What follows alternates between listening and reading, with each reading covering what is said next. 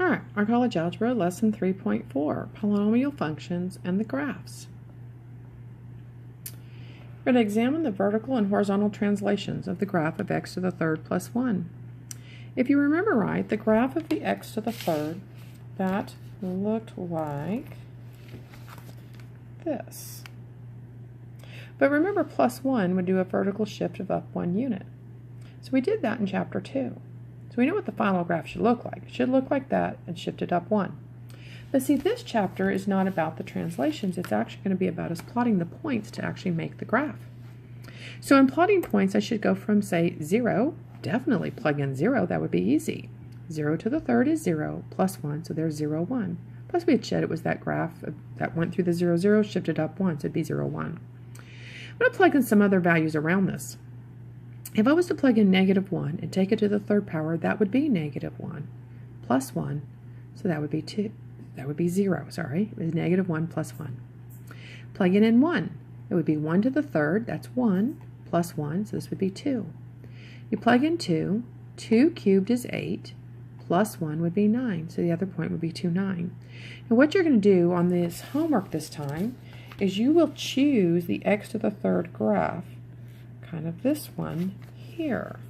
So you choose that type of graph, and then you will actually click on these points in the table that you just found. And this is what your graph would look like after you plot those points. Okay. So if I took this graph, x minus 2, the quantity of x minus 2 to the 5th power. See, that should end up looking something similar to this graph there. It'll be steeper. This 5 right here is going to make it go steeper. Okay. The other thing that will happen is it will also get flatter right there once we shift it to the right 2 units. Now, if you were to make a table of points, if this was multiple choice, it would help you out in finding which graph it is. You also, once you plug in your 2, 2 minus 2 would be 0 to the 5th is 0. If I was to plug in 1, well, 1 minus 2 would be -1. Raise it to the 5th power would still be -1. If we plug in 3, 3 minus 2 is 1. 1 to the 5th would be 1. Plug in 4.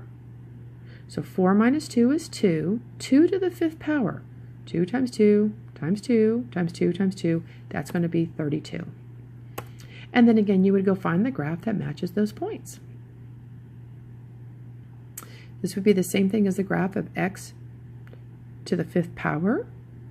Okay, shifted to the right 2 units.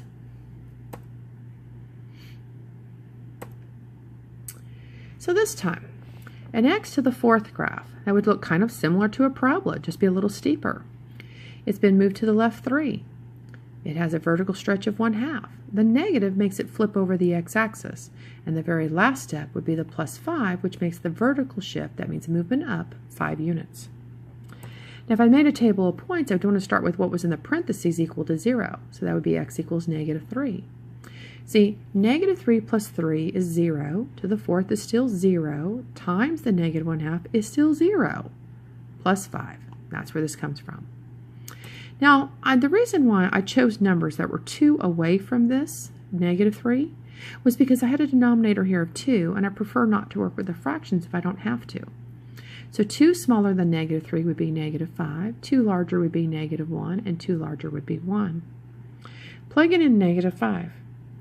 -5 plus 3 would be -2. Raised to the 4th power would be -8. I'm sorry, positive 8. A -1/2 times that positive 8 would become -4. See, a half of 8 is 4.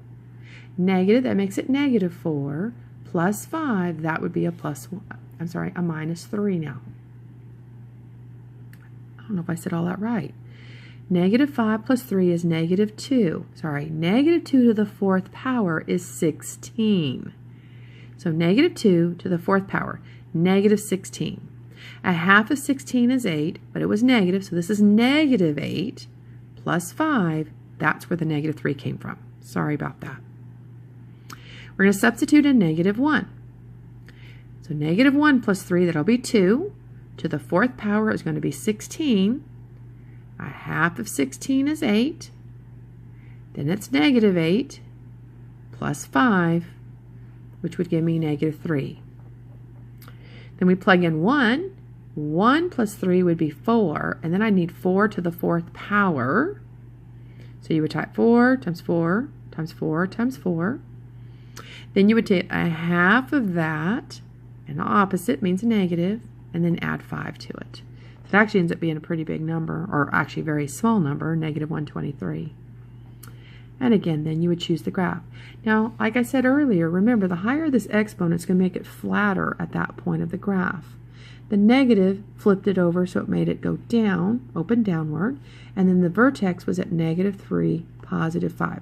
Left 3, up 5, left 3, up 5, flattened out, and went down and down for x to the 4th.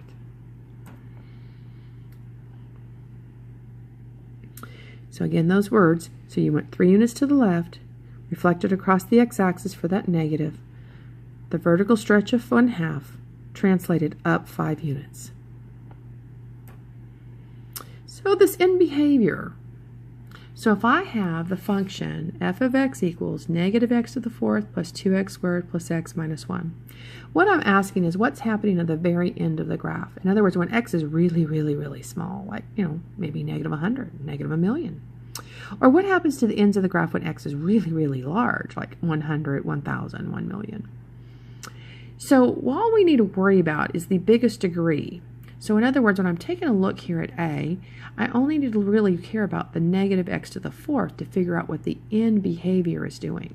I don't need to worry about the 2x squared, the x, or the minus 8, because these are going to be insignificant to whatever x is when x is huge, like a trillion or a zillion.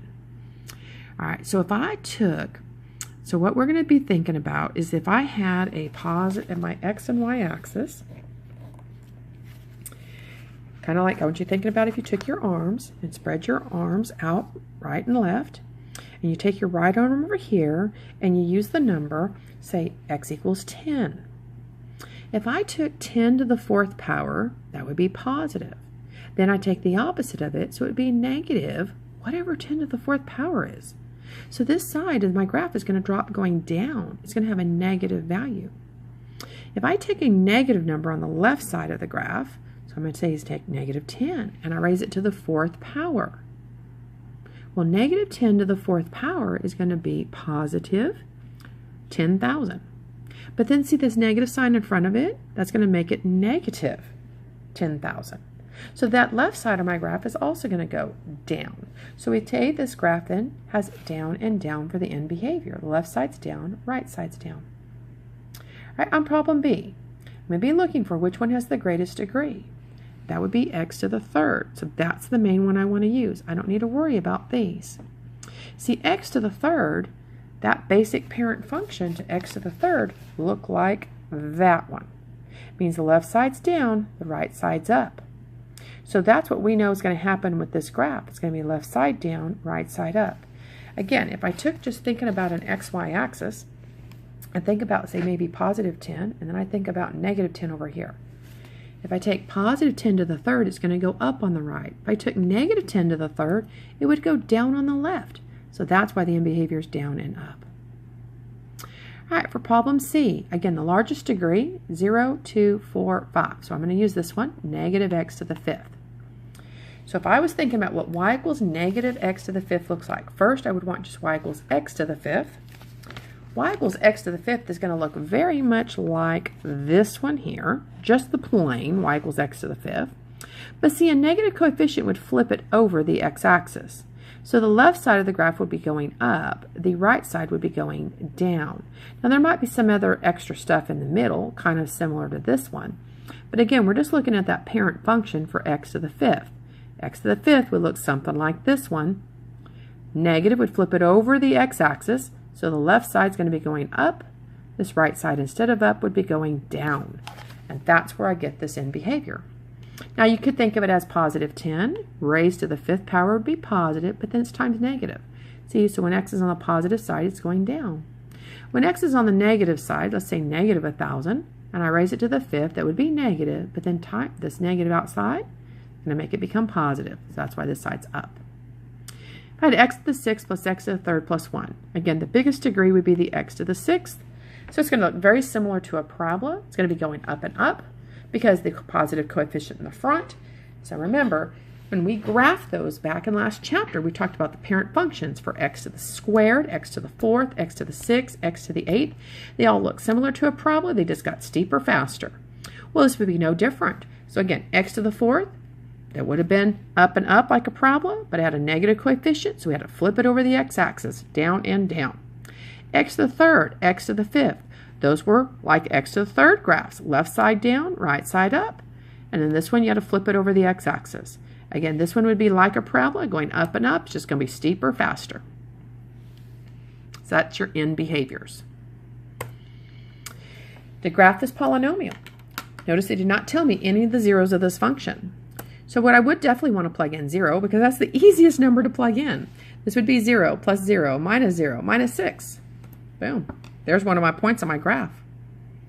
See, I'm going to be clicking and choosing this x to the third graph right here.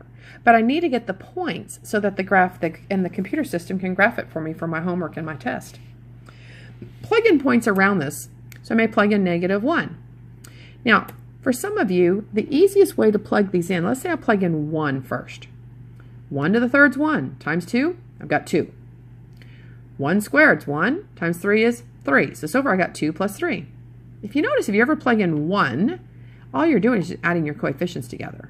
See, that'd be 2 plus 3 is 5, minus 11, minus 6. And that's how I got -12. Now, for -1 and 2, what works out pretty nice here is when you do your synthetic division, the remainder is the y-coordinate for the points. So for plugging in -1 or for plugging in 2, okay, in class, we will actually have half the class is going to do synthetic division with a -1 and give me the remainder. The other half is going to do synthetic division with 2 and give me the remainder. So if you would pause your video at this time, choose one of the two values to do synthetic division with, please. Now that you have come back to the video, you've unpaused it, you would have found by synthetic division the remainder for an x is -1 was 6 and the remainder for x is 2 was 0. So therefore those are the 2 points on your line. And again, that's from the remainder theorem. So the remainder theorem is telling you that f of -1 equals 6 and f of 2 equals 0. If you plug -1 into the box for synthetic division, you will get 6 as the remainder. So you would plot these 4 points and then you would have your graph.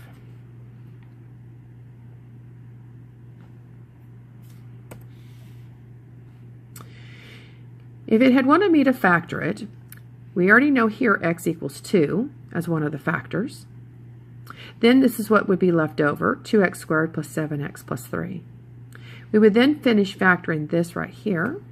You would end up with that. So the zeros of this polynomial would be x equals 2, x equals -1/2, and x equals -3. And take a look at our graph. It crosses at -3, at -1/2, and x equals 2.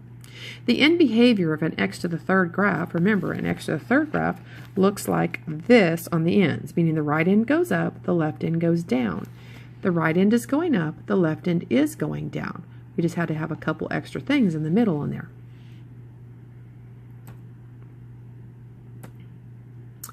So this is what I said for the notes, we will just make the table, but in the homework you would actually make the graph. So when it's in this factored form, you actually want to start with x equals 0, x equals 5, x equals -2. Those would be your first values that you would plug into your table. Because see, I get 2 times 0, which is 0. Well, this is 0 times whatever that is and whatever that is, that's going to give me a big O 0. If I plugged 5 in for x, in the middle right here, 5 minus 5 would be 0.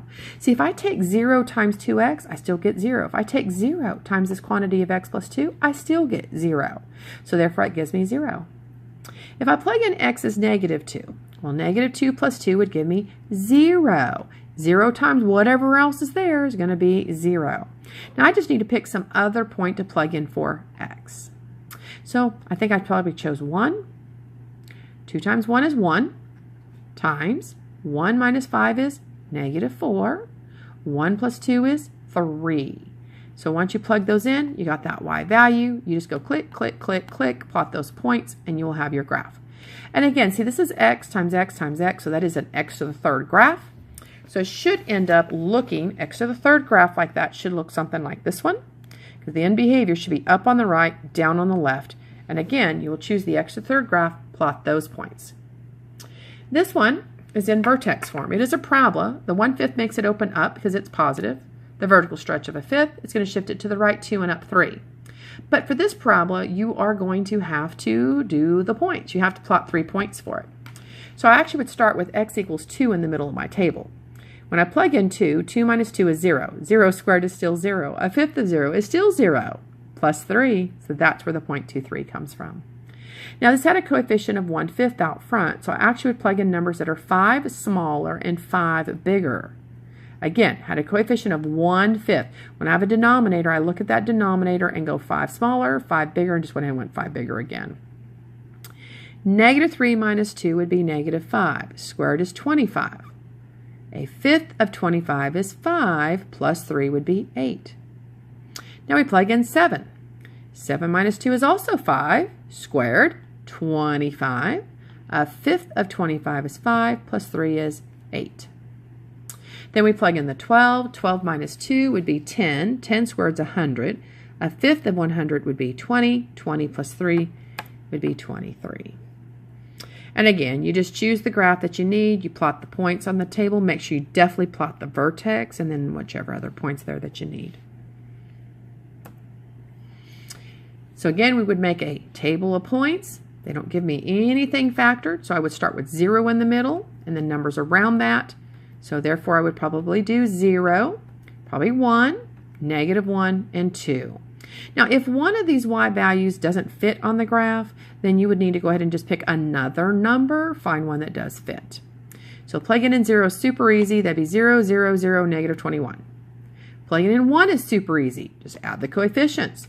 Because 1 to the third is 1. That's the coefficient 1. 1 squared is 1 times 9. That'd be plus 9. 11 times 1 would be plus 11. See, it ends up being just the coefficient when you plug in x is 1. So x is 1, just add those coefficients. I happen to have gotten 0 on this one. Then you plug in -1, plug in 2, and again, I would plug those in with synthetic division. The remainder will be the y coordinates for each of those.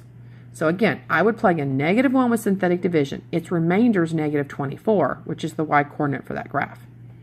When I plug in x is 2 into synthetic division, the remainder would be 45, so the point 245 is on this function's graph.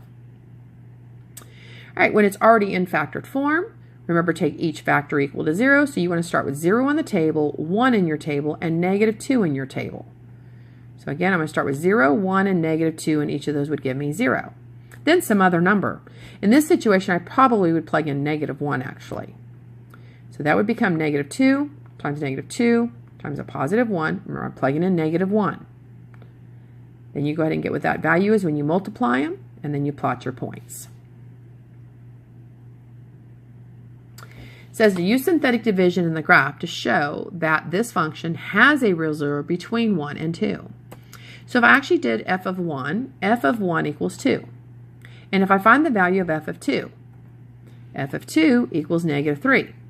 See, what this tells me is on my graph, I have the point. This function passes through the point 1, 2, and through the point 2, -3. If this passes through the point 1, 2 is here, 2, -3 is there, this function is a smooth, continuous curve. See, then my graph has to cross somewhere on the x-axis between x was 1 and x was 2. Because I have one that goes from a positive value to a negative value.